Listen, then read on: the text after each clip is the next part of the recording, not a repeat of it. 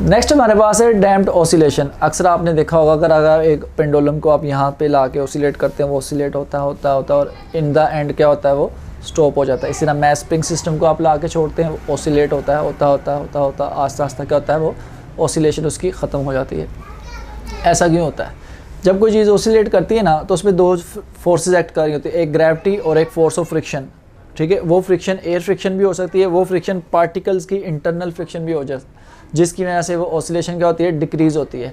तो ऑसिलेशन में कमी आना डैम्प्ड इन ऑसिलेशन कहलाता है। ठीक है, तो इसका मतलब क्या हुआ कि ऑसिलेशन किसी ना किसी रेजिस्टिव फोर्स की मौजूदगी में होती है, जिसकी वजह से उसमें कमी आती है, तो वो डैम्पिंग कहलाता है आपके पास।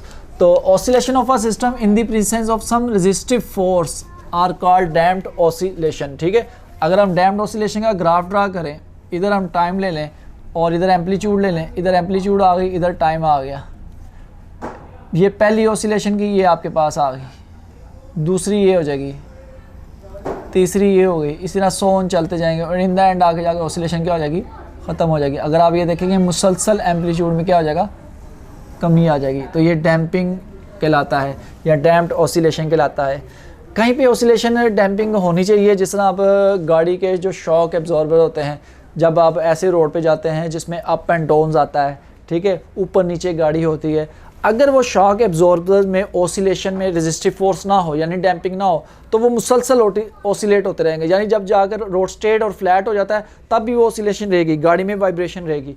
लेकिन होता क्या है कि जब वो डैम्पिंग पैदा की जाती है, सिलेंडर जब वो शॉक एब्जॉर्बर में जाता है, उसका जो स्प्रिंग होता है वो फ्लूइड के अंदर ऑसिलेट करता है, वो फ्लूइड ऑयल के तौर पे भी यूज़ होता है, और वो जो ऑयल होता है ना, वो उसके अंदर डैम्पिंग पैदा करता है और स्प्रिंग की ऑसिलेशन जैसे ही रोड फ्लैट होता है उसकी ख़त्म हो जाती है। तो इसकी बेस्ट एग्जांपल है डैम्प्ड ऑसिलेशन शॉक एब्जॉर्बर। ठीक है, नेक्स्ट हमारे पास है जी वेव मोशन का टॉपिक। वेव मोशन को समझने के लिए पहले हम एक दो एक्सपेरिमेंट करते हैं। सबसे पहला एक्सपेरिमेंट है कि आपने टब में वाटर ले लिया थोड़ा सा, और एक पेंसिल की टिप की मदद से उसमें डिस्टर्बेंस क्रिएट करें, या आप बार बार डिप करेंगे, इसमें डिस्टर्बेंस क्रिएट होगी। डिस्टर्बेंस क्रिएट होने से यहाँ पे रिपल्स पैदा होंगे जो कि एक एंड से टप के दूसरे एंड तक जाएंगे।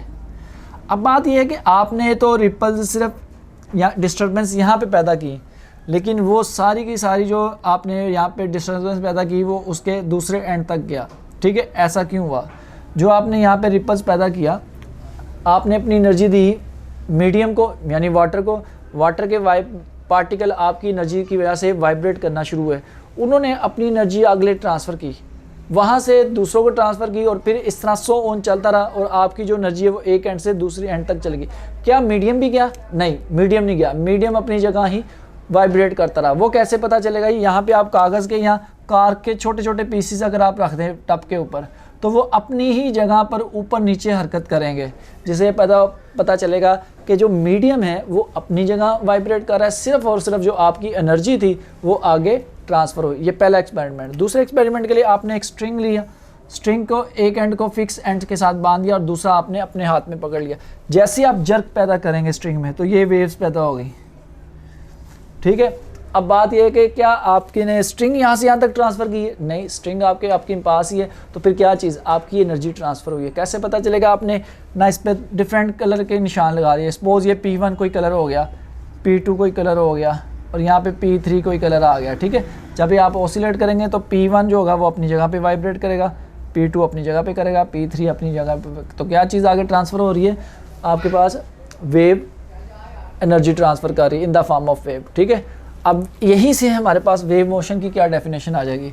वेव मोशन की डेफिनेशन आ जाएगी आपके पास कि wave is a disturbance in the medium, disturbance जो आपने खराबी पैदा की है, which causes the particle of the medium to undergoes vibratory motion about mean position is called wave interval of time is called wave motion. इसको आप क्या कहते हैं? वेव के खास वक्फों में वो particle of the medium oscillate करेंगे या वाइब्रेट करेंगे, तो आपके पास क्या होगा? डिस्टर्बेंस जो पैदा होगी वो वेव मोशन कहलाएगा।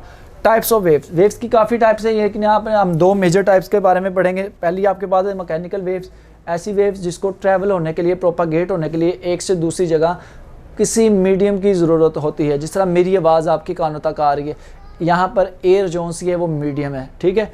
इसी तरह यहाँ पर दूसरा आपके पास वाटर वेव्स मीडियम वाटर, ठीक है। स्ट्रिंग में जो वेव पैदा कर रहे हैं स्ट्रिंग उसमें मीडियम है, वो मैकेनिकल वेव्स कहलाती हैं। Wave which require any medium for their propagation are called mechanical wave. Example मैंने आपको बता दी। दूसरा इलेक्ट्रोमैग्नेटिक वेव्स, ऐसी वेव जिनको एक जगह से दूसरी जगह जाने के लिए किसी मीडियम की ज़रूरत नहीं होती। Wave which do not require any medium for their propagation are called electromagnetic wave. अब इसकी examples light waves electromagnetic waves हैं, आपके पास एक्स रेज इलेक्ट्रोमैग्नेटिक वेव्स है, मोबाइल में यूज़ होने वाली जो वेव्स होती हैं वो भी रेडियो वेव्स इलेक्ट्रोमैग्नेटिक वेव्स हैं, ठीक है। ये एग्जांपल आ जाएगी। नेक्स्ट जो हमने डिस्कस करना है वो है types of mechanical waves. Mechanical waves की टाइप्स के बारे में डिस्कस करना है। मैकेनिकल वेव की जो पहली टाइप है ना वो है लॉन्गिट्यूडनल वेव्स। लॉन्गिट्यूडनल वेव्स क्या होती है? In longitudinal waves particle of the medium move back and forth, आगे पीछे हरकत करते हैं along the direction of the propagation of the waves. वो कैसे जी? अगर आप एक स्प्रिंग को एक एंड पे बांध दें और दूसरा एंड अपने हाथ में पकड़ के उसको to and fro motion move करें, ठीक है, तो स्प्रिंग क्या होगा? स्प्रिंग कहीं पर कंप्रेस्ड होगा और कहीं पे स्ट्रेच होगा, कहीं पर कंप्रेस्ड होगा और कहीं पे स्ट्रेच होगा, ठीक है। जहाँ पे स्प्रिंग के पार्टिकल एक दूसरे के करीब आएंगे वहाँ पर कंप्रेशन पैदा होगा, जहाँ पे एक दूसरे से दूर जाएंगे वहाँ पे रेयरफैक्शन पैदा होगा। इस तरह कंप्रेशन रेयरफैक्शन पैदा होता जाएगा, ठीक है। Distance between the two compression is called wavelength, is called wavelength. इसको लैम्डा से शो करते हैं और इसका यूनिट मीटर ही होता है। Similarly distance between two the rarefaction is called wavelength. जिस तरह मर्जी आप उसकी डेफिनेशन कर सकते हैं, ठीक है।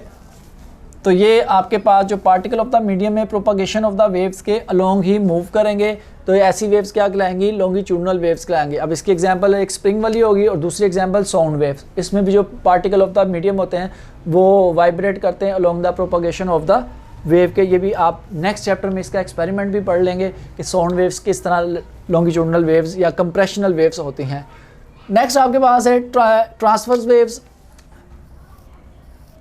इन transfer waves motion of the particle of the medium perpendicular to the motion of the waves के, यानी कि जो प्रोपगेशन ऑफ द वेव्स या मोशन ऑफ द वेव्स है उसमें पार्टिकल जो वाइब्रेट करेंगे वो परपेंडिकुलरली वाइब्रेट करेंगे। जिस तरह अभी मैंने एग्जांपल आपको एक स्ट्रिंग की दी थी, ये भी ट्रांसफर वेव की एग्जांपल है। वाटर वेव्स भी ट्रांसफर वेव्स की एग्जांपल है। अगर हम स्प्रिंग वाली ही वेव्स ले लें तो स्प्रिंग में अगर आप बजाय टू एंड फ्रो की एक जर्क के ज़रिए पैदा करेंगे तो स्प्रिंग के पार्टिकल इस तरह मूव करेंगे, ये भी ट्रांसवर्स वेव्स आ जाएगी। जो ऊपर वाला पोर्शन होता है ये मेन लेवल है, उसको हम क्रस्ट कहते हैं। नीचे वाले पोर्शन को ट्रफ कहते हैं। ये क्रस्ट हो गया, ये ट्रफ हो गया। Distance between two consecutive crust is called wavelength. Distance between two consecutive trough is called wavelength. यहाँ पे वेवलेंथ की दो डेफिनेशन और आ गई, दो पिछले टॉपिक में आ गई, दो इसमें आ गई, ठीक है। ये वेवलेंथ कहलाता है। वेवलेंथ को लैम्डा से शो करते हैं, यूनिट इसका क्या होता है? मीटर ही होता है, ठीक है।